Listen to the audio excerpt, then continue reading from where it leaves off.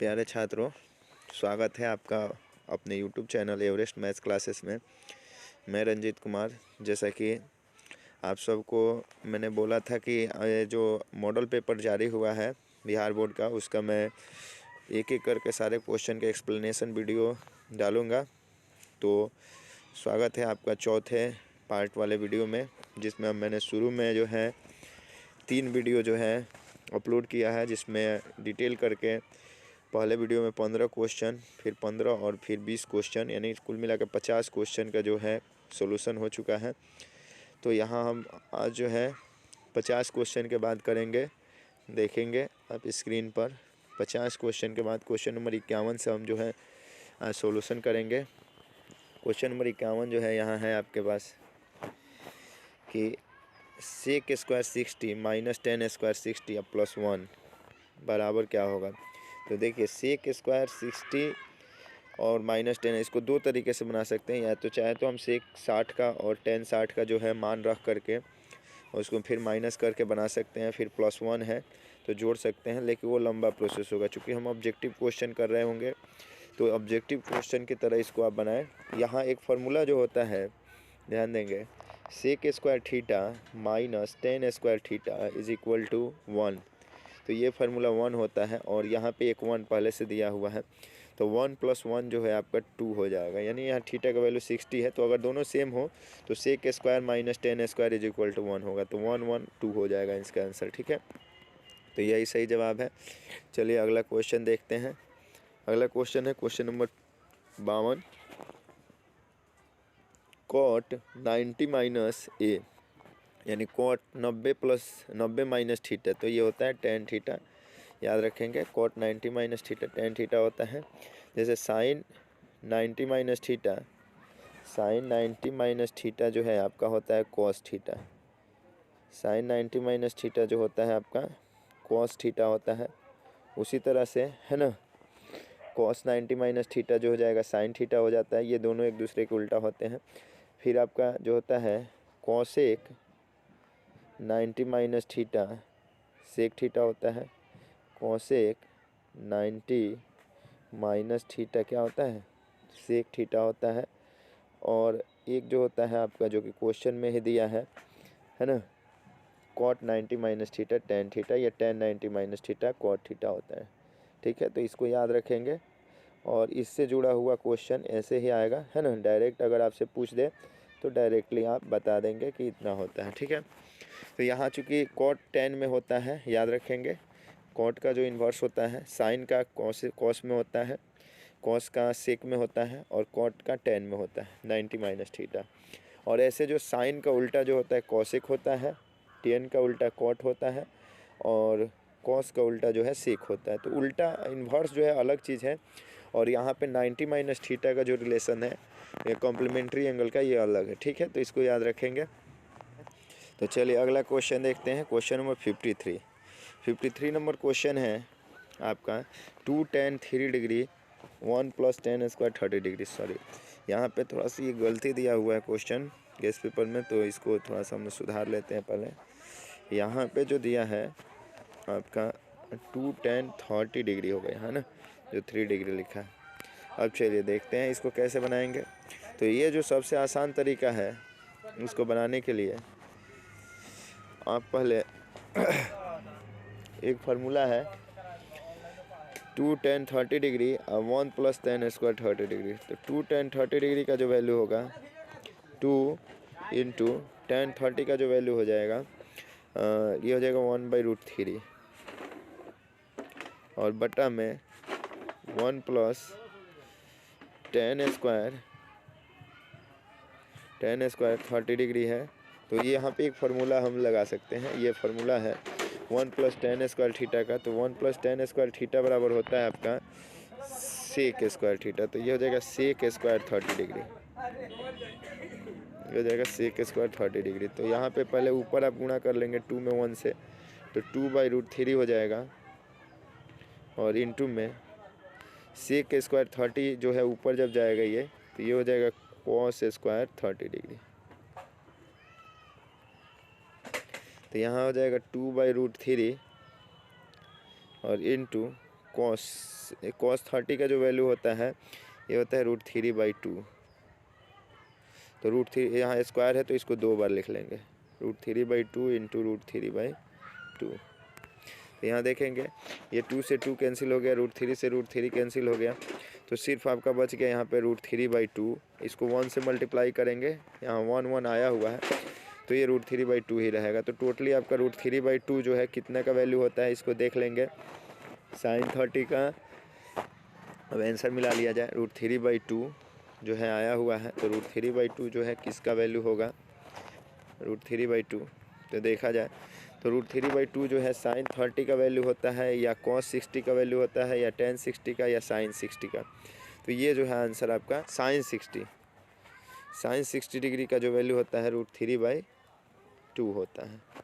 तो ये आंसर आपका सही है। ठीक है, चलिए आगे बढ़ते हैं, आगे देखते हैं। तो अगला क्वेश्चन जो है लॉक करें। अगला क्वेश्चन है आपका, यदि एक 6 मीटर ऊंचे खंभे की छाया पृथ्वी पर 2√3 मीटर लंबी है तो सूर्य का उन्नयन कोण है। 6 मीटर ऊंचे खंभे की छाया पृथ्वी पर जो है इतना मीटर लंबी है तो सूर्य का उन्नयन कोण। देखिए ये क्वेश्चन जो है त्रिकोणमिति का ही एप्लीकेशन है, हाइट एंड डिस्टेंस, तो उसमें से ही लिया गया है। तो देखिए 6 मीटर ऊंचा जो है खंभा है और उसकी छाया जो है ज़मीन पर, यानी यहाँ आपको जो पड़ रही है कितना है, एक मिनट थोड़ा सा हम लोग फिगर को स्पष्ट ढंग से बनाएं। ये हो गया आपका ये खंभा हो गया है ना, और सपोज यहाँ पे आप इसकी छाया की लंबाई ले लेंगे इधर से, है ना, इस तरह। ठीक, तो यहाँ जो छाया है यहाँ से हो बनेगी आपकी छाया जो है ये ऊपर यहाँ पे देखेंगे डिटेल में, है ना, 2√3 है छाया की लंबाई, तो ये छोटा ही रहेगा। तो देखेंगे तो ये जो दिया है कि ये जो आपका ये 6 मीटर है ऊंचाई, और इसका जो ये आपका छाया बना है 2√3 मीटर है। तो आपको बताना है सूर्य का उन्नयन कोण। तो ये जो उन्नयन कोण है, सूर्य का उन्नयन कोण यहाँ पे ये थीटा आपका बताना है कितना होगा। तो यहाँ पे कैसे ये निकलेगा, तो यहाँ पे जो ये समकोण त्रिभुज बना है इसमें आपको क्या क्या दिया हुआ है देखेंगे। तो यहाँ 90 डिग्री का एंगल है तो ये तो हाइपोटेनस हो जाएगा इसके सामने, और ये हो जाएगा आपका परपेंडिकुलर और ये बेस। तो इस दोनों को हम बटा में करके 6 और बटा में 2√3 यानी परपेंडिकुलर बाई बेस हमने क्या किया P/B, देखते हैं कितना वैल्यू आता है। तो P/B जो है tan थीटा का वैल्यू होता है, तो देखते हैं tan थीटा का क्या वैल्यू आ रहा है। तो इसको कैंसिल करते हैं तो 2×3 6 और √3 से 3 कैंसिल होगा तो √3 आ जाएगा। तो ये हो जाएगा आपका √3। अब हमको बस यही देखना है कि tan में, यहाँ देखेंगे tan में कितने डिग्री का मान √3 होता है। तो tan में कितने डिग्री का मान √3 होता है, तो tan में आपको आ जाता है 60 डिग्री का मान जो होता है √3 होता है। तो डी आंसर जो है आपका सही है। ठीक है, इस तरह से आप बनाएंगे। अगर समकोण त्रिभुज में भुजाएं दी गई हो तो आप ऐसे ही इसको बना सकते हैं। देखेंगे हमने पहले इसको P/B किया है ना, पहले हमने इसको P/B किया है ना, उसके बाद जो है P/B किया और कटाने के बाद हमारा जो वैल्यू आया हमने P/B चूँकि लिया तो tan में लिया, तो tan कितने डिग्री का मान होता है हमने वो पता कर लिया, जो वैल्यू आया तो वह 60 डिग्री हो जाएगा। ठीक है, चलिए अगला क्वेश्चन है, अगला क्वेश्चन देखते हैं। अगला क्वेश्चन है, किसी मीनार की ऊंचाई 15 मीटर है, जब सूर्य का उन्नयन कोण 60 डिग्री हो तो मीनार की छाया की लंबाई ज़मीन पर क्या होगी। फिर वही क्वेश्चन जो है उसी तरह का क्वेश्चन है। एक मान लेते हैं ये आपका मीनार है, ठीक है, और यहाँ आपका जो है ये ज़मीन हो गया आपका, ज़मीन पर ये ऐसे बना हुआ। ठीक, अब जो है कह रहा है कि इसकी ऊंचाई 15 मीटर है तो उन्नयन कोण अगर 60 डिग्री हो तो छाया की लंबाई क्या होगी। तो यहाँ ज़रा देखेंगे, मान लेते हैं कि मीनार की जो छाया बनी है ज़मीन पर ये यहाँ पे ऐसे बनी हुई है। ठीक, इतनी बड़ी बनी हुई है। ठीक, इसको थोड़ा और छोटा कर लेते हैं।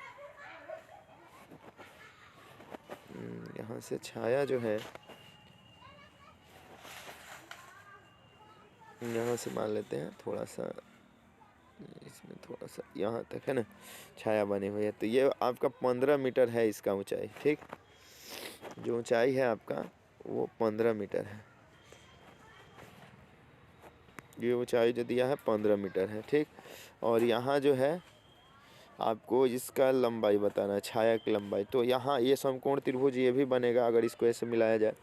तो इस समकोण त्रिभुज में आपका परपेंडिकुलर दिया है ना, और यहाँ पे उन्नयन कोण 60 डिग्री दिया हुआ है, थीटा दिया है। तो बेस निकालना है। तो परपेंडिकुलर यानी tan 60 का जो वैल्यू होता है कितना होता है, आप उससे बनाएंगे। tan 60 का वैल्यू कितना होता है, तो √3 होता है। tan 60 का वैल्यू √3 होता है। तो हमारा tan theta is equal to होता है परपेंडिकुलर बाई बेस, इसका वैल्यू जो है √3 है। तो यहाँ परपेंडिकुलर का वैल्यू जो है 15 है, 15 by base is equal to √3। इसी इक्वेशन को सॉल्व करके हमको b का वैल्यू जो है निकालना है। तो आप देखेंगे 15 बाई b है और इज इक्वल टू √3, यहाँ क्रॉस गुणा होगा। तो √3 में ये जो √3 वैल्यू है इसमें आप b से गुणा करेंगे तो ये b√3 हो जाएगा। और इज इक्वल टू में 15 में 1 से मल्टीप्लाई होगा तो 15 हो जाएगा। तो b का जो वैल्यू आ जाएगा 15 बाई √3, ठीक। और इसको रेशनलाइज कर लें अगर √3 बाई √3 से मल्टीप्लाई करके, तो रेशनलाइज होके ये जो हो जाएगा आपका कितना हो जाएगा, तो 15 बाई √3 ऊपर रहेगा, है ना। इसको इससे गुणा करेंगे तो √3 में √3 से मल्टीप्लाई होगा तो ये 3 हो जाएगा। तो 3 पछे 15, तो यानी 5√3 हो जाएगा। ये जो हो जाएगा आपका 5√3 मीटर हो जाएगा, इसका आंसर सी, ठीक है। चलिए अगला क्वेश्चन देखते हैं। अगला क्वेश्चन है 56। निर्देशांक अक्षों के प्रतिच्छेदन बिंदु को कहा जाता है। अब जो है निर्देशांक ज्यामिति से क्वेश्चन आ गया है। निर्देशांक अक्षों के प्रतिच्छेदन बिंदु को क्या कहते हैं, तो मूल बिंदु कहते हैं। यानी जहाँ पे निर्देशांक अक्ष दोनों एक दूसरे को काटते हैं उसको हम मूल बिंदु कहते हैं। आप इसको थोड़ा सा हम फिगर को अगर स्पष्ट रूप से बनाएं तो ये देखेंगे ये जो होते हैं आपके निर्देशांक अक्ष होते हैं, दो अक्ष, एक्स अक्ष और वाई अक्ष, ठीक है। और ये जो दोनों एक दूसरे को जहाँ पे ये काटते हैं उसको हम लोग यहाँ इस बिंदु को क्या बोलते हैं, मूल बिंदु बोलते हैं, ठीक है। तो ये आसान क्वेश्चन है। चलिए क्वेश्चन अगला देखते हैं। 57 नंबर क्वेश्चन, बिंदु -6, -8 किस पाद में स्थित है, मतलब किस चतुर्थांश में है। तो देखेंगे दोनों माइनस माइनस है, तो इसको अगर हम बताएं आपको तो इसमें भी आप समझ सकते हैं। पहले वाले में जो होता है दोनों प्लस प्लस आते हैं कोऑर्डिनेट, ठीक है, क्योंकि यहाँ पे एक्स एक्सिस भी इधर का ये एक्स एक्सिस प्लस में होता है और इधर वाई भी ऊपर प्लस में होता है। तो पहला क्वाड्रेंट में प्लस प्लस होता है। दूसरे में जो होता है आप जानते होंगे कि इसमें हम माइनस प्लस लेते हैं, क्या लेते हैं, माइनस प्लस लेते हैं। चूँकि इधर का ये माइनस होता है और ऊपर प्लस होता है तो माइनस प्लस लेते हैं। तीसरे क्वाड्रेंट में जैसे आते हैं तो इधर एक्स माइनस होता है और वाई भी माइनस होता है तो माइनस माइनस हो जाता है। तो चूँकि यहाँ पे देखेंगे जो हमारा बिंदु दिया हुआ है -6, -8 दोनों माइनस में है तो ये थर्ड क्वाड्रेंट में होगा, यानी तृतीय पाद तीसरे चतुर्थांश में होगा, ठीक है, थर्ड क्वाड्रेंट में होगा। चलिए अगला क्वेश्चन देखते हैं। और ये जो चौथा क्वाड्रेंट है इसमें जो आप समझ सकते हैं यहाँ पे कि यहाँ एक्स प्लस में रहता है और वाई माइनस में रहता है तो प्लस माइनस आता है। तो ये भी आप समझते चलेंगे कि प्लस प्लस आया तो फर्स्ट हुआ, माइनस प्लस आया तो सेकंड हुआ, माइनस माइनस आया तो थर्ड हुआ, प्लस माइनस होगा तो फोर्थ होगा, है ना। इस तरह से क्वाड्रेंट जो होते हैं आपके होते हैं। अगला क्वेश्चन है 58 नंबर क्वेश्चन है कि मूल बिंदु से बिंदु P sine theta cos theta की दूरी कितनी होगी। देखिए ये क्वेश्चन जो है बहुत ही इंपॉर्टेंट क्वेश्चन है। मूल बिंदु से साइन थीटा कॉस थीटा की दूरी, तो मूल बिंदु से जो दूरी निकालने का फॉर्मूला होता है वो होता है √x² + y², जहाँ पे x और y जो है बिंदु के निर्देशांक है जिसकी दूरी निकालनी है। तो यहाँ पे हो जाएगा √, इस फार्मूला की सहायता से ये हो जाएगा √sin² थीटा + cos², ये x, y है, ये आपका x का वैल्यू है और ये y का वैल्यू है। तो ये हो जाएगा sin² थीटा + cos² थीटा, है ना। तो इसको जब जोड़ेंगे तो sin² थीटा + cos² थीटा बराबर क्या होता है, 1 होता है। तो √ में आ जाएगा 1 और 1 का जो स्क्वायर रूट होगा 1 ही हो जाएगा। तो आपका जो वैल्यू हो जाएगा इसका 1 हो जाएगा, ठीक है। अगला क्वेश्चन है 59 नंबर क्वेश्चन है कि r इतना है 1,1 और s जो है पॉइंट -1,5 के बीच की दूरी है। देखिए ये निर्देशांक ज्यामिति के ही क्वेश्चन है, दूरी सूत्र से लिया गया है।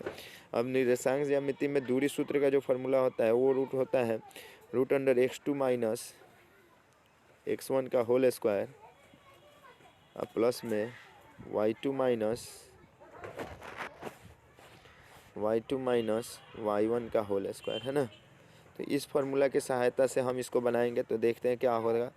तो x2 माइनस x1, तो यहाँ जो है आपको ये देख रहे हैं ये x1 है, ये y1 है, ये x2 है और ये y2 है। यानी दूसरा क्वाड्रेंट जो x2 y2 है और पहला x1 y1 है। तो x2 माइनस x1, तो यहाँ x2 का मान -1 है, तो -1 माइनस x1 1 है, तो -1 माइनस 1 स्क्वायर अब प्लस में y2 माइनस y1, तो y2 का वैल्यू 5 है और y1 का वैल्यू 1 है, तो 5 माइनस 1 का स्क्वायर, ठीक है, 5 माइनस 1 का होल स्क्वायर।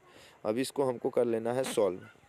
तो 1 माइनस 1 जो होता है -2 और -2 का जो स्क्वायर होगा वो हो जाएगा 4 और 5 माइनस 1 4 और 4 का स्क्वायर हो जाएगा 16। तो 16 और 4 आपका हो जाएगा टोटली 20 का जो स्क्वायर रूट कैसे निकलेगा तो देख लेंगे। आपको इसको ऐसे नंबर में फैक्टराइज करना है कि जिसमें एक परफेक्ट स्क्वायर हो, जैसे 4 × 5 4 × 5 20 और 4 का जो स्क्वायर रूट क्या हो जाता है 2 हो जाता है, तो 2√5 हो जाएगा, ठीक है। ऐसे आप आसानी से कर सकते हैं, नहीं तो इसको पूरा फैक्टराइज करके भी पेयर निकाल सकते हैं। तो 2√5 आपका इसका आंसर हो जाएगा, ऑप्शन नंबर सी, ठीक है। अगला क्वेश्चन देखते हैं, क्वेश्चन नंबर 60 है कि रेखा y बराबर 8 का आलेख निम्न में से किस बिंदु से होकर गुजरता है।